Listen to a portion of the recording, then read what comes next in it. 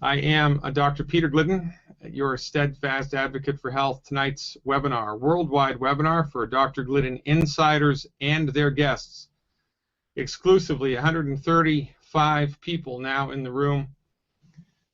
Central nervous system dysfunction pathology from the conventional MD allopathic perspective, juxtaposed against the sophisticated, holistic, naturopathic understanding of the pathogenesis, presumptive pathogenesis of these illnesses, and what to do to support and promote your body's ability to optimize its structure and function. Now, in the context of a private practice, in a state in which I am licensed to practice naturopathic medicine, I can treat MS, I can treat Parkinson's, and I can treat ALS. In the context of this webinar, it is illegal to treat any of these conditions.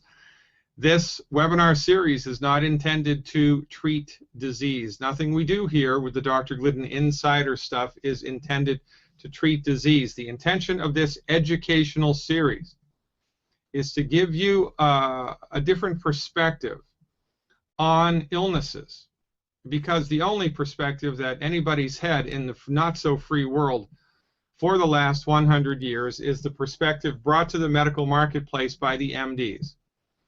You know, bless their hearts, the MDs are good for surgery when it's necessary, trauma care, and a handful of infectious diseases.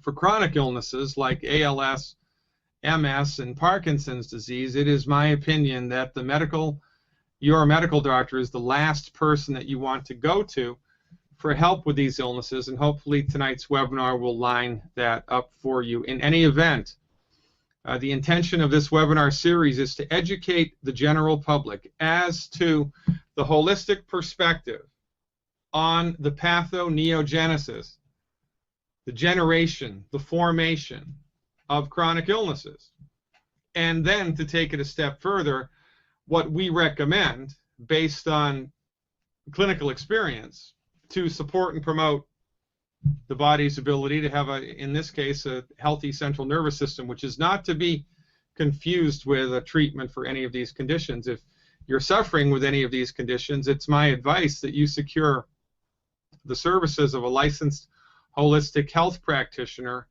wherever you can.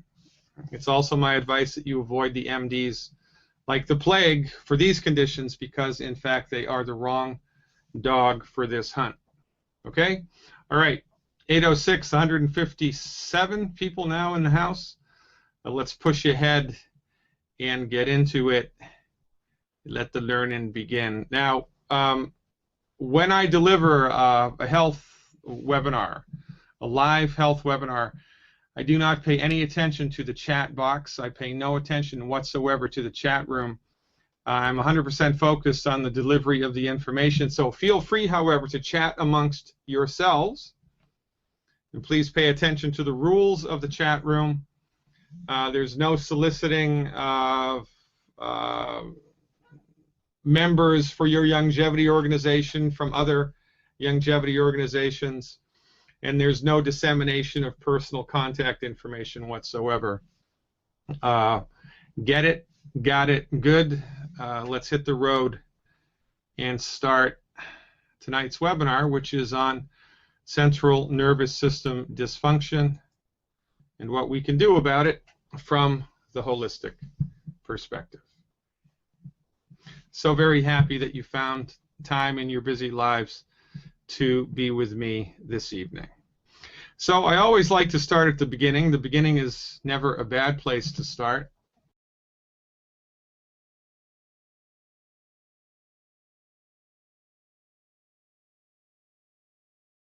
Because all three of these conditions are intimately related with central nervous system function, and it's important to have a heads up. So, of course, the most important part, arguably, of the central nervous system, right, is the brain. And then coming down from the brain is the spinal cord. The spinal cord goes all the way from the base of your neck into your tailbone, and the spinal cord is protected by your backbones, the vertebrae, the things that your chiropractor adjusts. one of the functions of your backbone is to provide mechanical support, right? It's like the armor that's guarding the nerves that come off of the spinal cord. And most of the nerves that go to every single part of the human body come off of the spinal cord. The spinal cord is an extension of the brain being perhaps arguably the most important part of the human body mind. And it's interesting to understand that as medical science goes down the road, our understanding of exactly how the brain functions changes just about monthly now. But needless to say, there are a number of parts of the brain which are related to different aspects of your life. There's a part of the brain that's relegated to speech. There's a part of the brain that's relegated to hearing. There's a part of the brain that's relegated to imagination and music and art and smelling and science and math and right-sided vision and left-sided vision and analytic thought and creative thought, right? Different parts of the brain have different functions, and so when different parts of the brain are damaged by whatever, a bullet to the head, a virus, a stroke, right? A little blood clot that lodges in a blood vessel in the brain and then stops the blood flow to the areas of the brain immediately around that, so the cells in that part of the brain die. You're going to have different things happen. Maybe you lose your sense of smell. Maybe you lose your ability to remember things in the short term or the long term. Maybe you lose your ability to see with your left eye, whatever, right? Different parts of the brain are related to different physiological functions, and when different parts of the brain are damaged, different things show up in our life. Now, of course, the brain extends into the spinal cord. The spinal cord goes all the way down the back, and all of the nerves that make everything in the body just about work come out of the spinal cord. And it's important that we have kind of a cursory understanding of this anatomy, because this anatomy is intimately related, from our point of view, with the pathology of amyotrophic lateral sclerosis, ALS, multiple sclerosis, and Parkinson's disease, as you will see, hopefully, later on. Now, we've got, millions of nerves in the human body. Some are very, very eeny, weeny, teeny and short.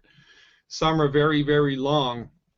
But generally speaking, regardless of where the nerve is, whether it's in your tongue or your eye or your brain or your right pinky finger, the general anatomy of the nerve is the same from nerve to nerve, more or less. This is kind of an artist's rendering of a nerve, your generic run-of-the-mill nerve. And the intention and the purpose of the nerve is to transmit electrical signals throughout the body.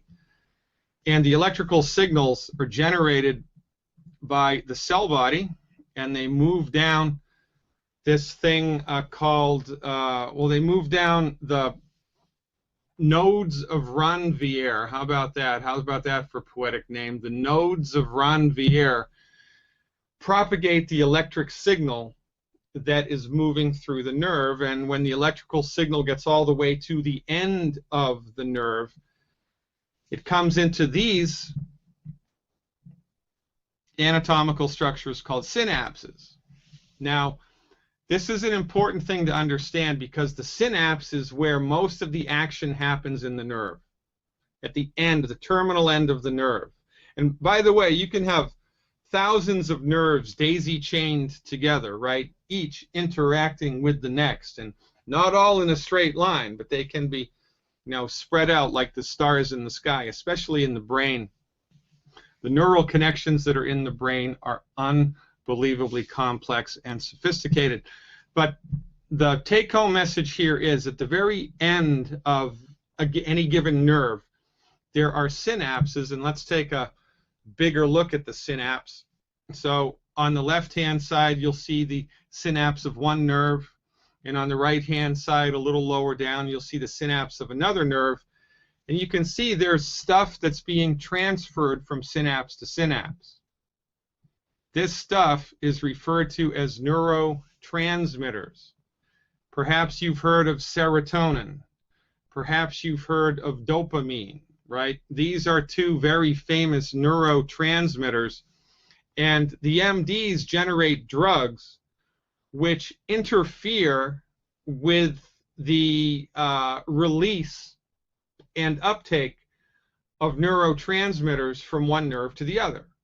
This is one of the major pharmacological areas of inquiry when it comes to dealing with people with central nervous system dysfunction. Remember, the MDs, bless their hearts, are not concerned with what causes the illness, and they're not concerned with how to cure the illness. They're only concerned with how to manage the symptoms, which we're going to talk about later. But this release of neurotransmitters at the terminal end, the synapses of nerves, is a very important thing, especially when we're talking about Parkinson's disease, which we will see a little bit further on. But we don't want to overlook the obvious.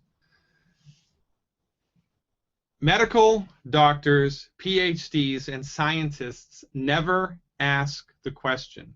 They never ask the simple question: how does the nerve know what to do? How does anything know what to do? How does the little macrophage that's part of your immune system know where to go and to engulf and gobble up a foreign invader? How does it know how to do that? How does the nerve know to release, 15 micrograms of serotonin at this exact moment in time? How does it know how to do that? But where did the serotonin come from anyway? I mean, that's a pretty complex molecule. How did all of this happen? Well, the MDs base their entire methodology and their ideology on something called reductionism. And reductionism is based on the physics of Sir Isaac Newton, and reductionism argues if it can't be measured, it doesn't exist. And since nobody has ever dissected the soul out of a human body, to the MD, to the PhD, and to the scientist, it doesn't exist. To the MD, there is no indwelling spiritual force inside the human body. The body has no wisdom. It has none. The body is a biochemical accident of fiat, of evolutionary happenstance, which happened millions of years ago in some antediluvian primordial swamp where biochemicals came together coincidentally. A lightning bolt from a passing thunderhead shot into the mix, and all of a sudden life began, and then we evolved from there, and it's nonsense. Now, whether you believe in evolution or not is not the point here. The point here is no scientist, no MD takes the time to ask themselves the question, how does the body know what to do? Now, since the MDs are grounded in their belief in reductionism, their point of view is that once you're sick, you're screwed. So you can't cure MS, you can't cure ALS, you can't cure Parkinson's, you can't cure anything. You can't even cure heartburn, for goodness sake. So really, it's not the intention of this profession to look for the cure. The intention of this profession is to try to discover drugs which manage the symptoms of the illness so that at least you can try to eke out some quality of life. Now, every system of medicine in the world, except the MDs, argues that the human body is in fact inhabited by an unmeasurable spiritual force. This is not a religious conversation. It doesn't matter if you're a Jew, if you're a Muslim, if you're a born-again Christian, if you're a Roman Catholic, if you're a Buddhist. Does not matter. if you believe in the existence of a spirit, then you must also therefore believe that the spirit is inhabiting your human body, and every holistic system of medicine in the world believes that it is the presence of your spiritual force, the spiritual force, your spiritual essence inside of your body, which lends to your body wisdom. And it is your spiritual essence which is running the show. Now, the easiest way to kind of conceptualize this is to think about what happens when somebody dies. It's exactly the same biochemistry in the body. 1 second after death as 1 second before death, but after death the body starts to decompose and decay. Why is that? Well, because Elvis has left the building, that's why. Your spirit, your soul is gone. Who knows where it goes? Some people think they know where it goes. But that's not the point. The point is it's gone. And when it's gone, the body starts to fall apart. So therefore, by logical extrapolation, we assume that it is the presence of your spiritual force inside your living body, which runs everything. And this is the fundamental concept of any type of holistic medicine. Your body knows how to fix itself. Your body wants to fix itself. Your body is attempting to optimize its structure and function every second of every day. That's its task. And it is the job of the holistic physician to support your body's ability to get the job done, to take care of itself, and to fix itself. Now, having said that, from the proper perspective, let's take a look at the MD perspective on all of this and see if it gives us a little bit more understanding. Okay? So, here's what the MDs believe about multiple sclerosis. Well, here are some fun facts to know and tell about multiple sclerosis. 400,000 cases in the U.S., approximately 2.5 million cases in the world. 200 new cases are diagnosed in the United States each week. The further you go away from the equator, the more prevalent, more or less, multiple sclerosis becomes. More or less, which makes holistic physicians think that, well, sunlight perhaps has something to do with this. And of course, we all know that sunlight helps the body to make endogenous vitamin D like David, so perhaps there's a relationship between vitamin D and multiple sclerosis. You would think that sophisticated, smart humanitarian physicians would have researched this and taken up that cause.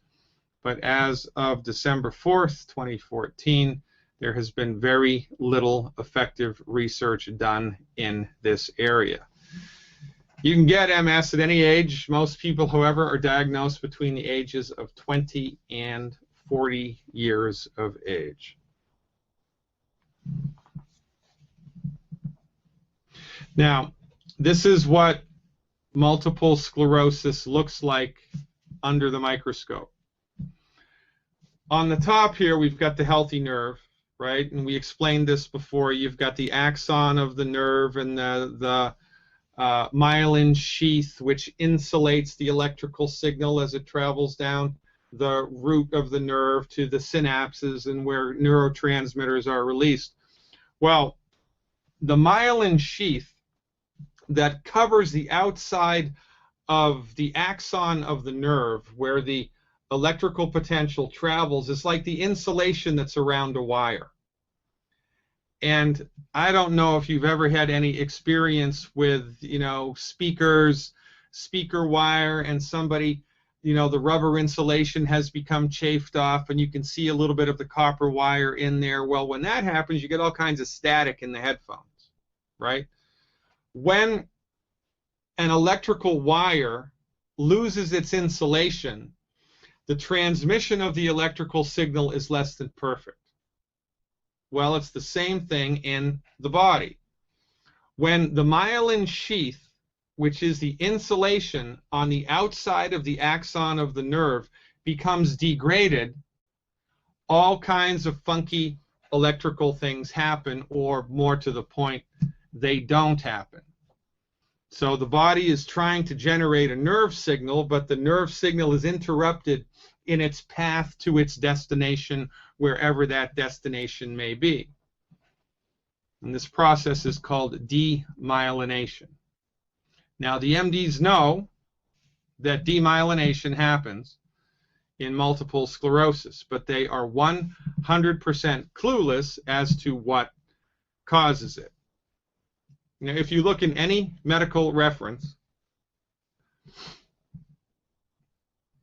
and it's important that, again, that we have the proper perspective, because you can miss stuff that's right in front of your face. You'll just gloss over it, and you'll miss a very important point. Everything that you read about multiple sclerosis will say the current conventional thought believes that multiple sclerosis is an autoimmune disease where the body attacks its own nerve sheath. They haven't proven it. It's a theory. It's a working theory. Nobody has proved that it's an autoimmune illness, and if you've seen my lecture on autoimmune illnesses, you know what a red herring that is from my point of view, what a wild goose chase that is from my point of view. And this is a very noteworthy thing here, because when the MDs are up against a situation which is beyond their comprehension, they blame it on one of two things: genetics or autoimmunity. And whenever an MD says, oh, it's genetic, everybody prostrates to their indefatigable intelligence. Oh, it's an autoimmune disease. Thank you very much, doctor. You're so smart. You're so very wise. And then the patient seems a little, intellectually stymied. Oh, it's an autoimmune disease. My doctor must know what they're talking about. I'm telling you, they do not. Number one, it's presumptive. Number two, it's presumptive. Number three, it's presumptive. Nobody has ever proved it. But you need to understand this. This is important to understand, because everybody's up against this. And this is bad all around the world. In the United States, the leading cause of death is MD-directed medical treatments. The leading cause of bankruptcy is MD-directed medical treatments. And while we've let the MDs drive the bus of medicine, our health is going to hell in a handbasket. Incidence of MS is accelerating. Incidence of amyotrophic lateral sclerosis is accelerating. Parkinson's accelerating with not a cure in sight. It's a problem. This is what happens when those nerve transmissions become funkified, because the insulation around the outside of the nerve is going away. Fatigue, vision problems, numbness and tingling, muscle weakness, muscle spasms, problems with balance, speech problems, can't remember things, bladder problems, bowel problems. That's not good. All kinds of things can happen, because remember, multiple sclerosis is not segregated to certain parts of the anatomy. It can happen to any nerve anywhere in the body, and nobody knows why. This, of course, after, well, I'm going to tell you how much money we spend on research, but it's kind of good if you're in the business of treating multiple sclerosis, because it's a great big money generator for the pharmacy. It's a great big money generator for the hospital. It's a great big money generator for the doctor. Anywhere between $8,000 and $54,000 per patient per year.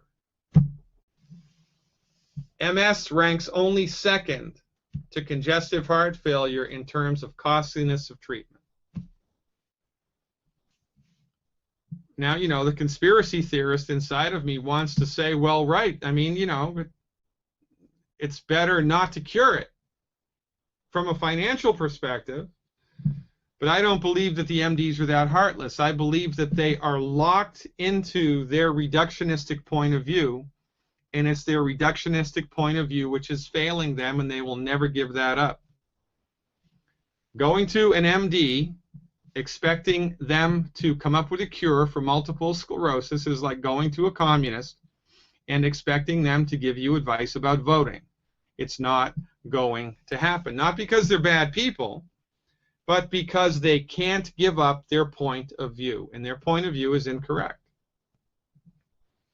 $610 million in research since 2010.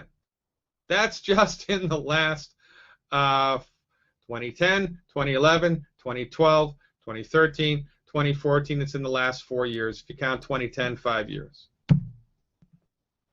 $610 million. You know how much money that is? That's a chunk of change, Charlie.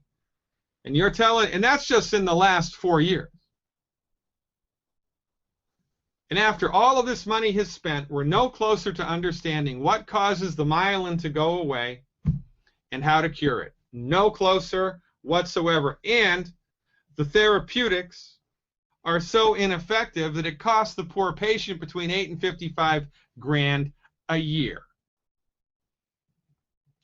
And I'm the quack, right?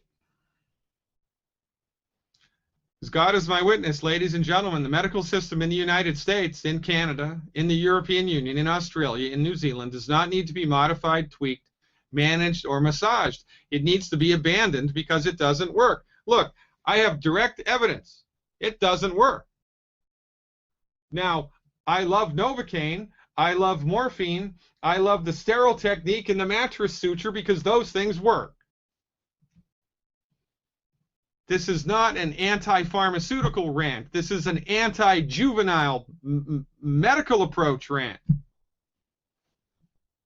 These people should be ashamed of themselves for such a remarkable expenditure of money. We've got bumpkiss.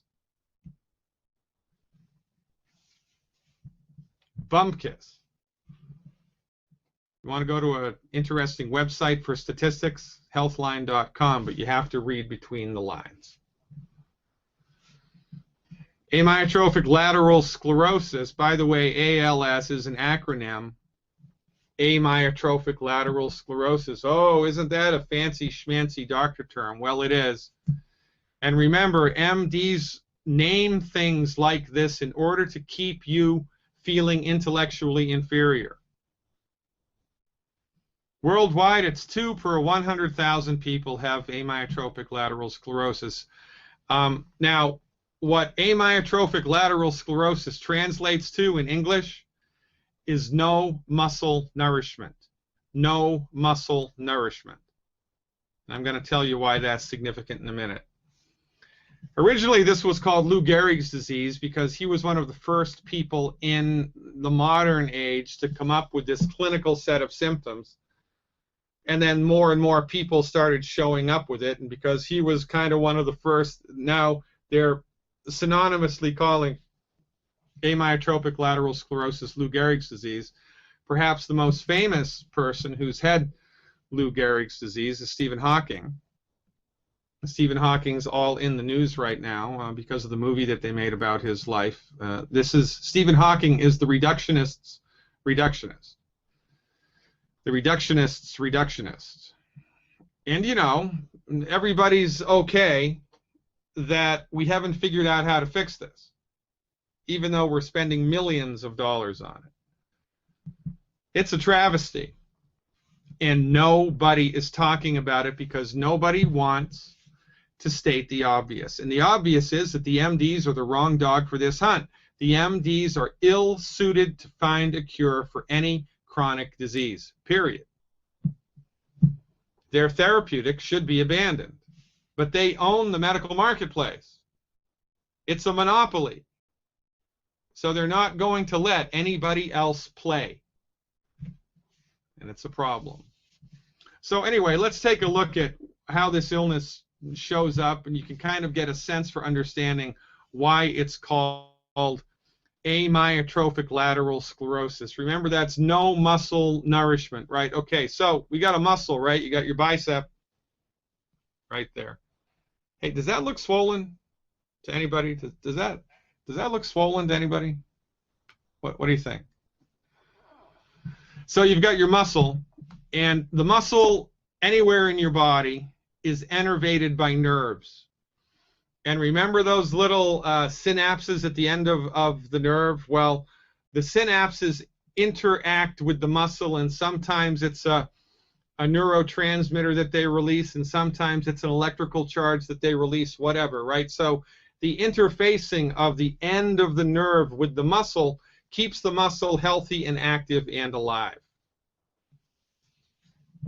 And of course, the nerves that go to all of your muscles originate in the spinal cord. Remember the spinal cord, right? Spinal cord starts in the back of the nape of the neck. It's an extension of the brain, goes all the way down your back to your tailbone, protected by the backbone. And here's a cross-section of 3 pieces of your backbone and the nerves that come out, right? So we've got the bones, and we've got that thing that looks like a pillow there is the intervertebral disc, and I did a whole webinar about that, which explains, you know, what's going on there. And then the blue, green, and the yellow stuff in this drawing is the spinal cord and the nerves that come off of the spinal cord going to your heart, your lungs, your bladder, your kidney, your muscles. Everything in the body from the neck down is innervated by these nerves. And now if we look straight down on a cross section of your backbone, up top is the intervertebral disc, looks like a big pillow, and then the blue stuff is the nerves that are coming off of the spinal cord, which in this picture is green and yellow.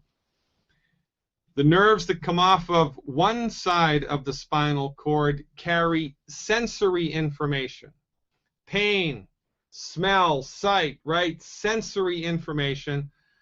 And the nerves that come off of the other side of the spinal cord go for motor function, right? The body separates the nerves into 2. There's sensory function and there's motor function, and they're separated anatomically on both sides. Now the spinal cord itself, which in this cross section is the green and the yellow stuff in the middle, has different parts to it. And, you know, scientists name everything, right? So this part of the spinal cord is called the lateral column of the spinal cord. And it's the nerves that come off of the lateral column of the spinal cord, the nerves which are associated with motor function, which come off of the lateral column of the spinal cord, are the nerves that are associated with amyotrophic lateral sclerosis. Get it? That's where the lateral came into the word. It's just an anatomical reference, right? It's an anatomical reference. But the take-home message here is that when somebody has amyotrophic lateral sclerosis, the nerves' impulses are being interrupted, and nobody knows why. Nobody knows why. Clueless. What happens when these nerves become pathologically afflicted? You get muscle wasting because there's no more nerve signal going to the muscle, so the muscle that it's going to kind of withers up and shrivels up. So the muscle stops working. If it stops working, it gets smaller, right? You work a muscle out, it gets bigger. You don't work a muscle out, it gets smaller. And in the case of ALS, it gets really small. Total paralysis, partial paralysis, ultimately is the result, and usually people that are afflicted with ALS die because the muscles that make their lungs open and close don't work anymore, so they can't breathe unless they're on heart and lung machine. That's a problem. It's a problem. I'll tell you what's a bigger problem. $216 million in the last 5 years, and we've got squat. Nothing.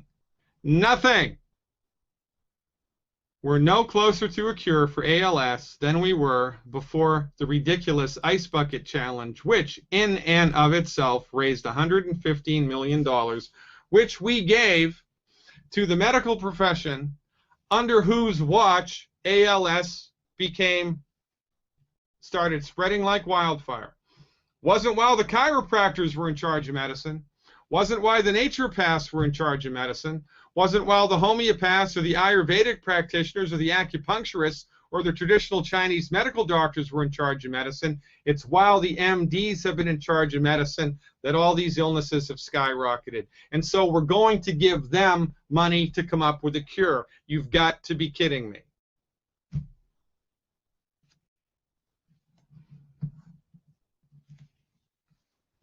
But that's the way it is in the upside down, inside out, topsy-turvy world of modern medicine. I mean, the MDs, they're like a football team that doesn't have a passing game. They're always going to lose. Yeah, maybe once in a while they'll win. So let's give that team lots and lots of money to get stronger linebackers, to get stronger, people in the... Still no passing game. They're going to lose. Again, you're welcome to your own opinion, but not your own set of facts. You give the naturopaths $115 million, we'll come up with a cure for amyotrophic lateral sclerosis in 4 years. Because we have the proper perspective about it. Parkinson's disease. Michael J. Fox, perhaps the most famous person suffering from Parkinson's disease, one of the national spokesmen for Parkinson's disease, has a whole foundation dedicated to finding a cure for Parkinson's disease, but they aren't doing bump kiss with alternative medicine. And you know how much I hate the term alternative medicine. I don't even know why I just said that. They're not doing anything with holistic medicine. So remember, the central nervous system, central headquarters is the brain, right? And there are different parts of the brain that do different things. And off of the brain comes the spinal cord, and it goes all the way down your back, and all the nerves come off of that. Well, there's a very specific part of the brain that people with Parkinson's have trouble with, right? With multiple sclerosis, it can be any nerve anywhere in the body. With ALS, it's only the nerves that come off of the lateral column of the motor nerves in the spinal cord. Nowhere else. It's only those nerves. It can be nerves way up here, it can be nerves way down here, but they all come off of the lateral column, the motor column of the spinal cord. Well, with Parkinson's disease, there's a part of the brain right there. Right there. It's called the substantia nigra, which is fancy schmancy doctor talk for the dark part of the brain. And that's a true story. Yeah, it looks pretty dark to me. What are we going to call it? Wait a minute. I know what we'll call it. We'll call it the substantia nigra, which is Latin for the dark part. You got to be kidding me. But anyway, the substantia nigra in the brain manufactures the neurotransmitter dopamine. Dopamine. Now remember, we've got the synapses at the end of nerves, and one of the things the synapses do is they release neurotransmitters, one of which is dopamine. Well, when there ain't no dopamine to release, because the substantia nigra is screwed up, you get Parkinson's disease. Not enough dopamine, tremors, muscle incoordination, depression, swallowing difficulty, sleep difficulty, urination difficulty, blood pressure gets funky, sexual dysfunction, fatigue and pain. It's not fun. It's not pretty. And because the MDs can't cure it, well, what have they done? They've developed expensive drugs to suppress the symptoms.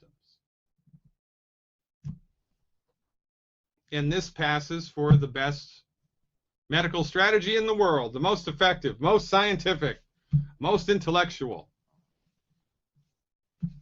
It's nonsense. But there it is.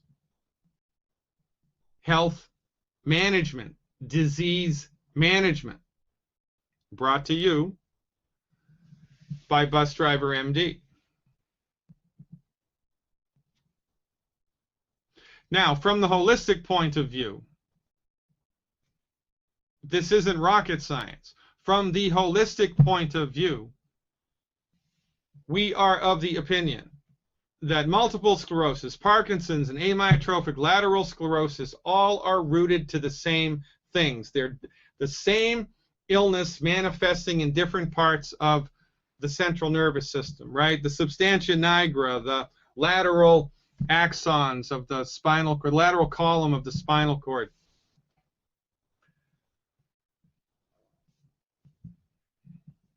Or the myelin of nerves anywhere in the body. Different anatomical locations, presumptively the same stuff going on. Lack of essential nutrients, lack of cholesterol, oxidative damage, and consistent consumption of inflammatory foods, and exposure to crap in the environment. Crap in the air, crap in the water, crap in the food. Toxins, bad stuff. The holistic community, the naturopathic community, is of the belief that it is this stuff which is directly related to a funky substantia nigra, funky myelin, and funky lateral columns in the spinal cord. We believe that this is what's at play. Now, you give my profession $600 million, we'll prove this. All we have now is clinical experience and intelligence, understanding of the pathophysiology of the body, and observation of patients over time. Now, my colleagues, I have colleagues that have had patients who no longer have amyotrophic lateral sclerosis. I have seen people with a definitive diagnosis of ALS and they no longer have ALS. I have seen people who had a definitive diagnosis of multiple sclerosis and no longer do they have multiple sclerosis. I've also seen people who have improved 10%, 20%, 30%, 40%. There's no dyed-in-the-wool solution here because remember, we are in fact not treating disease. And everybody's body is different. Our recommendation, give the body essential nutrients, eat full-fat foods that are full of healthy fats because your central nervous system is made from healthy fats, eliminate oxidative stress to the human body, and stop eating food that's gumming up the works, and every once in a while, once or twice a year, get on board with a detoxification program to clean your body out. Now, in the interest of time, I have left the detoxification piece out of this lecture because I did an entire hour-long lecture a few months ago on the detoxification process. So if you are interested in finding out how to properly detoxify your body, reference the archived webinar that I've already done on how to do that. It's not a simple, it's not a complicated thing, but it's nothing I can do justice with in 2 minutes. Okay? So the detoxification piece of this puzzle is found in a separate webinar, which you are encouraged wholeheartedly to observe. Now, for the newcomers amongst us, there are 90 nutrients which are absolutely 100% essential for the function of nerves and everything else in the body, and here's the rundown. 60 minerals, 16 vitamins, 12 amino acids, 2 essential fatty acids. This is collectively referred to as the 90 for life. 90 for life. If you stick around longevity long enough, you'll see this slogan everywhere, and this is what it refers to. 60 minerals, 16 vitamins, 12 amino acids, and 2 essential fatty acids. These are the basic building blocks that your body needs in order to optimize its structure and function. But these nutrients are not present in the food. They are not present in the food supply, so it is impossible for you, me, or the man in the moon to get all of the nutrients our bodies need just from eating from the 4 food groups, or the 5 food groups, or the 10 food groups, depending whether or not you're a lacto, ovo, novo from Provo. or just a regular person. You cannot get the nutrition that your body needs to optimize its structure and function from eating food. It is impossible. If this tank represents your body's nutrient needs, it needs to be topped off every day with the 90 essential nutrients. It needs to be topped off every day with the 90 essential nutrients. And unless you are actively supplementing your diet with vitamins, minerals, amino acids, and essential fatty acids, unless you are doing that, it's only a matter of time until something breaks, because unless you're supplementing, your tank is approximately less than half full, because you can get maybe 40, maybe if you're lucky 50%, maybe closer to 30%. Between 30 and 40% of your body's nutrients needs met just from eating and drinking. That's it. But then you experience the stress of life. The stress of life whittles away at your reserves. Now you're running on nutrient fumes and something breaks. So your nerves start to get funky. Your bones start to get funky. Your heart starts to get funky. Your liver starts to get funky. Your immune system starts to get funky. You go to an MD who has no training, no experience, no respect, and no appreciation for medical nutrition, and they tell you it's genetic. And then they throw a drug at it, the intention of which isn't to fix it, but just to manage the problems at a profit for the doctor. Oh, thank you, doctor, very much. You're such an awesome human being. I am wonderstruck by your intellectual superiority. So, fill your nutritional tank up. Number one. Number two, eliminate these foods. Don't even look at these foods. And I've done an entire webinar which talks about all of these foods and why. You can also find that in my archives. There's a reason why we prohibit these foods.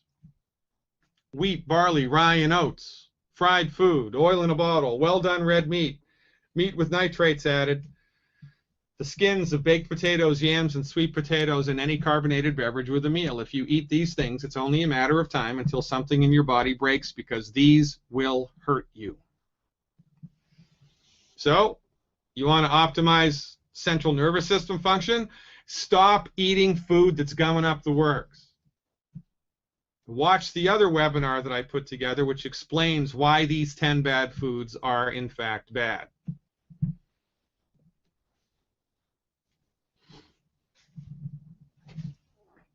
Even Harvard University agrees with us on this. For Parkinson's disease, Harvard University recommends a diet that's 80% fat. 80% fat. What the heck? Eggs. The easiest, simplest source of cholesterol, arguably, and the protein that all other proteins are compared to, the lowly chicken egg. Dr. Wallach recommends 12 eggs a day if you're struggling with central nervous system dysfunction. Now, I don't know. Maybe you can eat 12 eggs a day. Maybe you can't. Maybe that's a struggle. There are companies which produce cholesterol in a pill. You can get cholesterol in a pill, but you have to get that through a licensed holistic practitioner, a chiropractor, a naturopath, or somebody who's licensed to practice medicine. Cholesterol in a pill, go figure. Now, if you can't get that, eat 12 eggs a day. If you can't eat 12, eat 10. If you can't eat 10, eat 8. If you can't eat 8, eat 6, and so forth and so on. Healthy fats, full-fat yogurt, full-fat milk with the cream on top. If you can get it unpasteurized, even better. Cheese. Butter. What?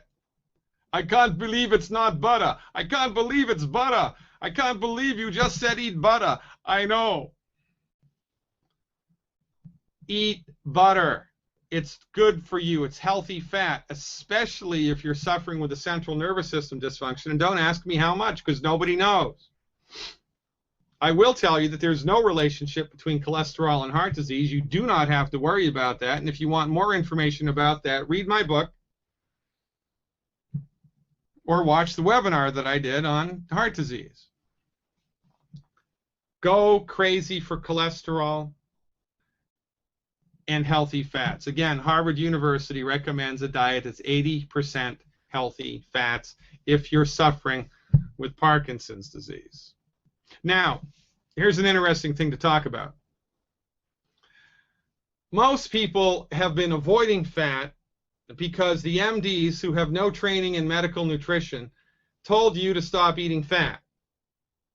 And everybody believed them, so everybody stopped eating fat, and look what's happened to us. Obesity has skyrocketed. MS is getting worse. Parkinson's getting worse. ALS getting worse. So once you get a clue and you see the light and you start to actually eat more fat, it's possible that for the first month or 2 or 3, your digestive system will need a little more support to help handle that load because it's just not used to it. So we help the digestive system digest fats in excess of what you've been doing by using the ultimate enzymes. We use the ultimate enzymes at the beginning of a meal. 1 capsule, 2 capsules, 3 capsules before a meal, at the beginning of a meal, or 5 or 10 minutes before a meal, will virtually guarantee that your digestive tract is able to digest, uptake the healthy fats that we encourage people to eat. So digestive enzymes, the longevity product called Ultimate Enzymes. Get a couple bottles a month and fool around with it. You can dose that on your own individually. You can't take too much of that. If you take too much of that supplement, you experience a burning sensation in this area within half an hour after eating. If that happens, you've taken too much, so just back off a little bit. Mess around with the dosage until you kind of hit your stride. Now, I did an entire webinar again on oxidative stress, but it's worthwhile pointing out a few of the salient details here, right? If you want to know more about this subject, which you should, watch the webinar that I did, and I believe it's called Where's the Fire? It's in the archives. Oxidative damage makes iron turn to rust. It makes fruit go bad. It makes vegetables go bad. It makes mountains turn to dust. It is associated with destruction across the board on planet Earth, whether it is inanimate things or animate things like tissue inside the human body. Holistic physicians are of the opinion that oxidative damage is directly, not indirectly, but directly related to all chronic diseases, all of them, including the neurological trifecta of terror, MS, Parkinson's, and ALS. We believe that oxidative damage is one of the main players here, that it is oxidative damage which is hurting the myelin. It's oxidative damage which is hurting the substantia nigra. It is oxidative damage which is hurting the lateral column of the spinal cord. This is what we believe. It hasn't been proven, but it sounds good to me and it makes a lot of sense. And the people that I know who have in fact recovered from chronic neurological diseases focus on this and fix it. You want to know how to do that? Well, watch the webinar that I did. But I'll give you a couple of heads up pointers right now. One of the main sources of oxidative damage to the human body is oil in a bottle and anything that's fried. And anything that's fried is 100 times worse than oil in a bottle. So we advocate 100% abstinence from any oil that's in any bottle, and yes, that includes coconut oil. Zero tolerance for oil because it delivers free radicals to the body which cause oxidative damage. Now, there are omega-3 and omega-6 essential oils that the body needs, and when you get them from longevity, they're in a little gelatin capsule where all the air has been removed, so they don't oxidize. So this is why we recommend in that 10 bad food list, stay the heck away from any oil in a bottle and don't even be downwind of fried food because they are gigantic free radical donors. Now when this is a two-step process dealing with oxidative damage. You have to stop eating food that's filled with free radicals which cause oxidative damage. You also need to increase your intake of stuff that has antioxidants in it. Antioxidants, that's how they got their name. Antioxidants are measured by something called an ORAC score. The recommendation is 100,000 ORAC points per day. If you are trying to optimize the structure and function of an organ in the body which presumptively is linked to oxidative damage, then it would be prudent for you to eat or consume or drink or get into the body somehow antioxidants in excess of 100,000 ORAC units a day. 100,000 ORAC points of antioxidants a day is a very, very good goal to strive for. Now, let's put it together, wrap it up.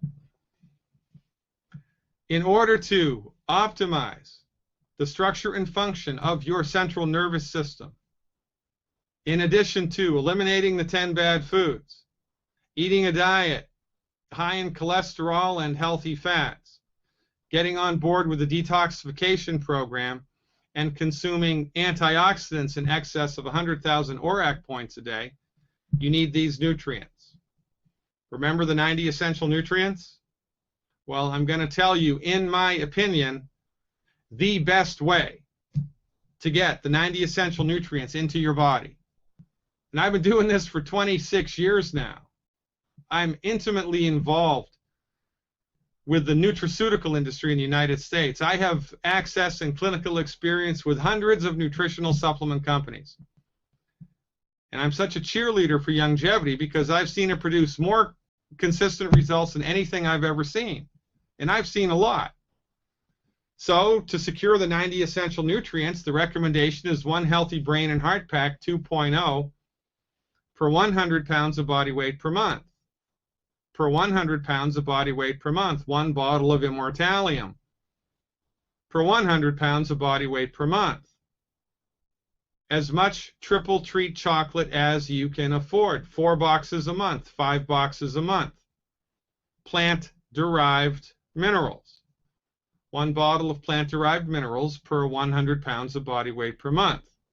Now let's look at the ORAC value. Oh, and the ultimate enzymes. Remember, because we're eating lots of fat, right? And let's look at the ORAC value here. 2 scoops of the Beyond Tangy Tangerine, which is in the Healthy Brain and Heart Pack. If you get 1 canister a month, if you get 1 Healthy Start Pack a month, because you're 100 pounds or less, you'll be getting 8,000 ORAC of antioxidants a day from 2 scoops of Beyond Tangy Tangerine. If you're 200 pounds, you're getting 2 of these, you'll get 16,000 ORAC per day automatically just from already taking this. 1 bottle of the Immortalium delivers 10,500 ORAC per 4 tablets, and 1 bottle equals 4 tablets a day.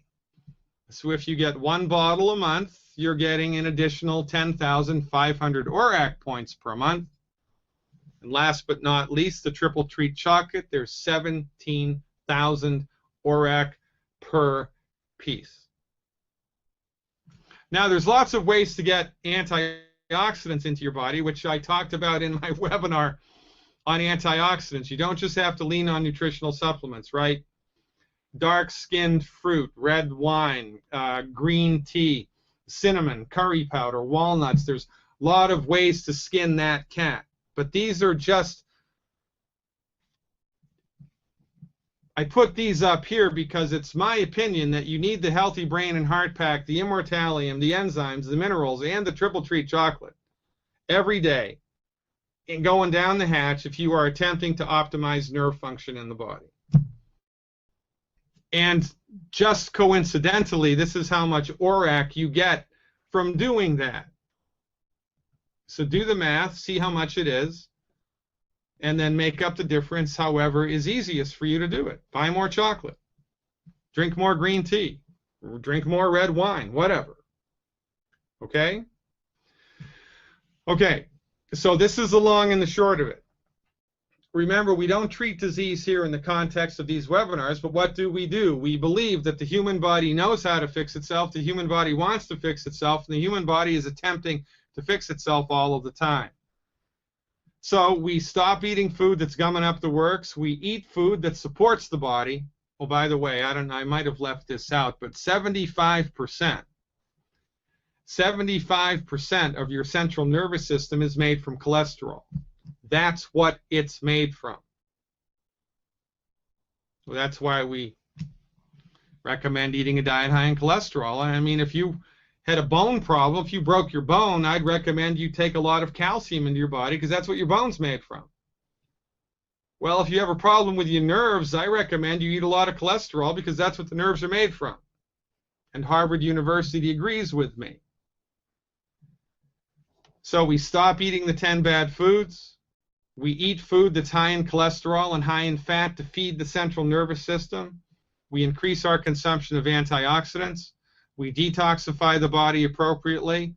And every single flippin' day, like your life depended on it, because guess what it does? We take the 90 essential nutrients and the appropriate add-ons. Keep your fingers crossed. Remember, we look for 90 days. A 90-day discipline with the diet and everything else, inside of which we look to see a positive, noticeable, measurable change somewhere in your body-mind. Somewhere in your body-mind in 90 days. And because everything's connected, maybe your neurological function hasn't gotten noticeably better in 90 days. Maybe it has. But something will. Sleep, mood, energy, appetite, weight, anxiety, blood pressure, something will improve, and it'll be noticeable, not mediocre. When you get a noticeable positive change with this holistic therapeutic, you maintain the discipline and stay the course because the body heals itself in steps. Thanks so much for your time, which we are out of right now. Until we meet in person, I remain your steadfast advocate for health, Dr. Peter Glidden. Live long and prosper, everybody. I'll see you around campus again. I appreciate your time and your support very much. I'll see you next week.